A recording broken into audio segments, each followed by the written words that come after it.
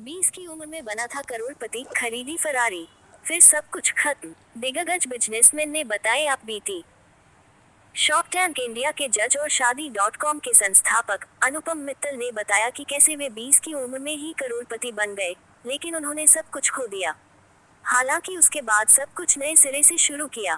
पैसा तो हर कोई कमा लेता है, लेकिन उसे समय के साथ मैनेज करके रखना सभी को नहीं आता।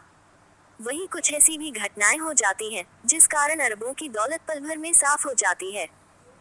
कई ऐसी कहानियां आपने तो सुनी ही होंगी कि पहले किसी के पास अरबों की दौलत थी, लेकिन देखते ही देखते वह शख्स कंगाल हो गया। अब इसी से जुड़ी एक स्टोरी शॉर्क टैंक के जज अनुपम मित्तल ने शेयर की है।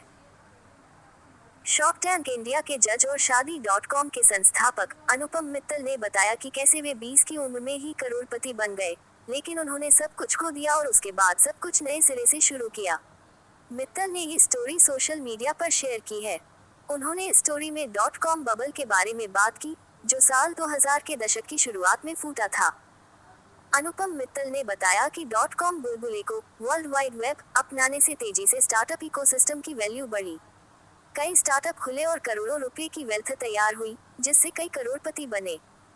लेकिन फिर बुलबुला ऐसा टूटा कि इकोसिस्टम को भारी नुकसान हुआ, जिससे कई स्टार्टअप बंद हो गए। कारोबारियों के ऊपर भारी कर्ज हो गया। उस दौर के अपने अनुभव को याद करते हुए मित्तल ने कहा कि मैं अपने शुरुआती 20 के दशक में ही करोड़पति बन गया था, लेकिन 2000 के दशक के .com बबल में सब कुछ खो दिया।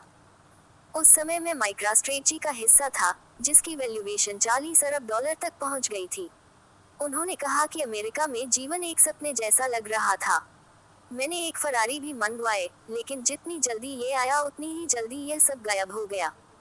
.com बबल फटते ही पैसा भी गायब हो गया। वास्तव में मैं भारी कर्ज में डूब गया। उन्होंने बताया कि सब कुछ खोने के बाद वे 2003 में भारत वापस आए थे और उनके पास जीतने और हारने की यादें ही थी।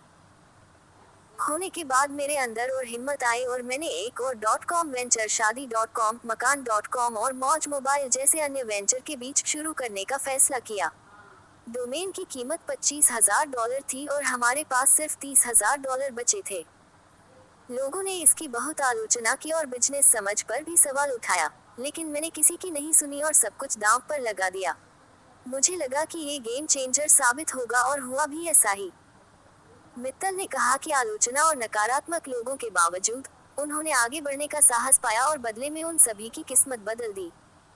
उन्होंने कहा कि यह कभी भी पैसे के बारे में नहीं था, बल्कि ये साबित करने की क्षमता के बारे में था कि वह राख से भी उठ सकते हैं।